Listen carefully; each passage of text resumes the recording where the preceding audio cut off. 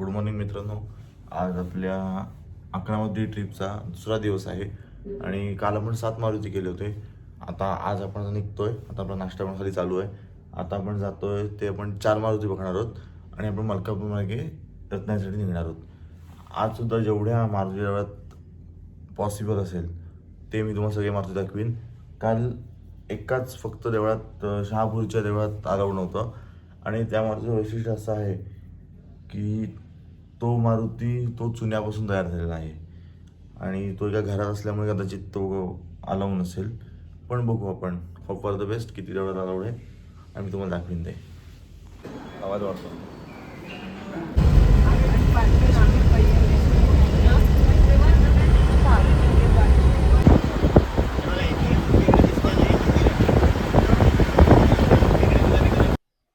मित्रांनो, आपण आता ब्रेकफास्ट करून बाहेर पडलो आहे आणि आपण एक हॉटेलपासून आपल्या 30 किलोमीटर अंतरावर नरसिंहपूर म्हणून आहे आणि आपण तिथे आलो आहे. इथे इथे छान नरसिंहाचं मंदिर आहे आणि पूर्ण दगडी बांधकाम आहे. पूर्ण किल्ल्यालाच 5 रस्ता तसा आहे आणि तालुका वाळवा आहे आणि जिल्हा सांगली. इथे आतमध्ये आल्यानंतर असं खाली थोडं चालायला लागतं. एंट्रन्स आहे त्याचा.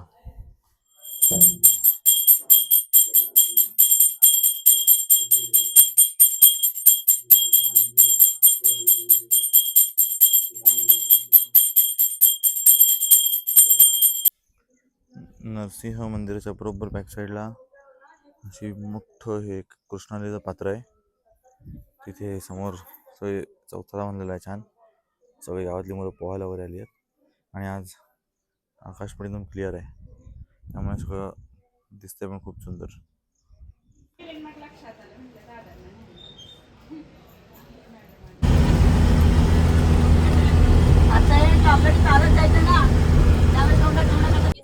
आपण आता आलोय ते आहे बहे बोरगाव आणि ह्या अशा पुलावरनं चालत जायला लागतं. असं तिकडे जाऊन समोर इथे बघा, इथे गर्दी दिसते. इथे समोर आतमध्ये मंदिर आहे. हे जे तुम्हाला दिसतंय जे इथपासून ते अगदी ह्या टोकापर्यंत ते आहे कृष्णा नदीचं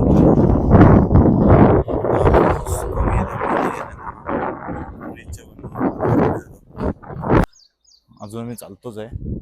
इथे समोर मागे तुम्हाला दिसतंय थोडं पिंक कलरचं ते मंदिर आहे आणि हे मागे पूर्ण कातळ दिसतंय. तिथे पावसाळ्यात पूर्ण पाणी भरेल. हे सगळं पाण्याच्या खाली जाईल.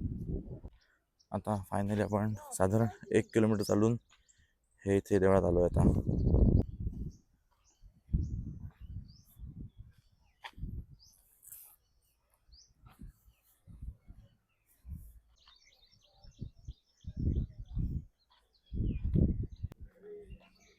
ह्या 11 मारुती टूरमध्ये फक्त बहे बोरगावच्या मारुतीला चालायला लागतं. बाकी कुठे चालायला लागत नाही. सगळीकडे गाड्या जातात आणि चालायला लागत आहे अगदी हल्ली 20-30 पावलं. त्याच्याहून जास्त नाही चालायला लागत. मित्रांनो, हा जो परिसर आहे पूर्ण त्याचं नाव आहे रामलिंग बेट. हे समोर एक मंदिर आहे आणि हे इथे खाली कृष्णा नदी वाहते आणि हेच मंदिर आहे.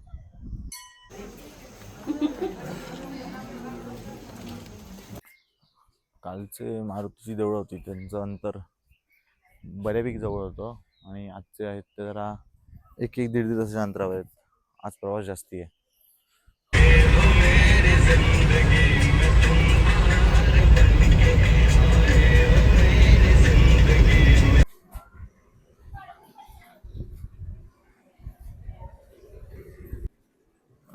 मित्रांनो, आपण आता पोचलो आहे मनपाडळीमध्ये. इथे एक मारुतीचं मंदिर आहे. छोटंसं देऊळ आहे. पूर्ण गल्लीतनं जावं लागतं आणि हे पण मंदिर बहुतेक एका घराच्या आतमध्येच त्यांनी बसवलेलं आहे.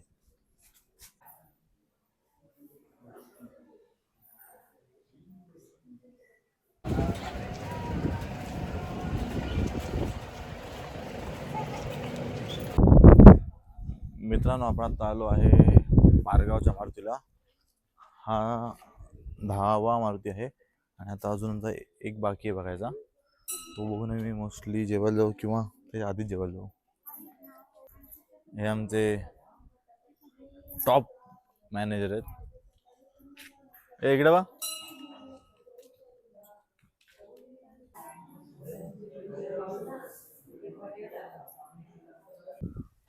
मित्रांनो, आपण आता पोचलो आहोत 32 शिराळामध्ये, जो आपल्या ट्रिपमधला 11 ट्रिपमधला शेवटचा मारुती आहे.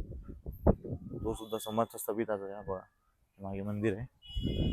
आपण आता जाणार आहोत आणि इकडून आपण आता लंचला जाऊन लंच करणार आहोत. ऑन द वे जाऊन लंच घेऊन डायरेक्ट बॅक टू रत्नागिरी.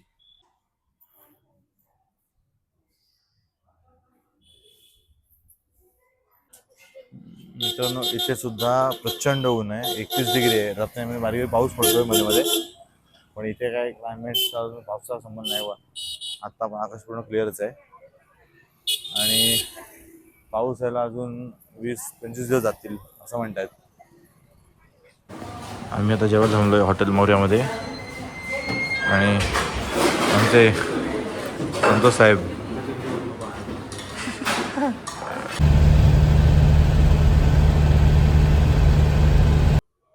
मित्रांनो, आपण दुपारी 3 वाजता इस्लामपूर सोडलं आहे. आपण 5 वाजता आता पोचलो आहे आंब्यामध्ये.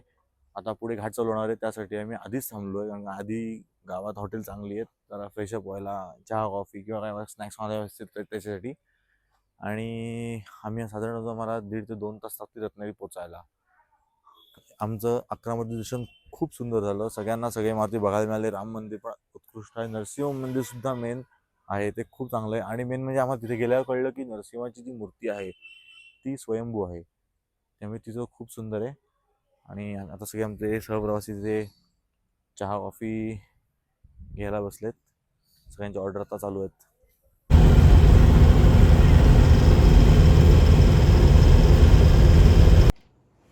मित्रांनो, मी आत्ताच जस्ट घरी पोचलो आहे आणि आमची 11 ट्रिप खूप सुंदर झाली.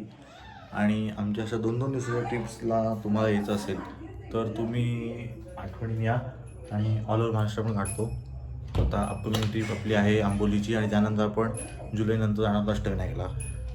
आणि तुम्हाला जर डोमेस्टिक इंटरनॅशनल या दोनातल्या कुठल्याही ट्रिपला जायचं असेल तरी तुम्ही डिस्क्रिप्शन बॉक्समध्ये दिलेल्या कुठल्याही कॉन्टॅक्ट नंबरला संपर्क साधू शकता. आणि आपले व्हिडिओ असंच बघत राहा, असंच प्रेम देत राहा. थँक्यू.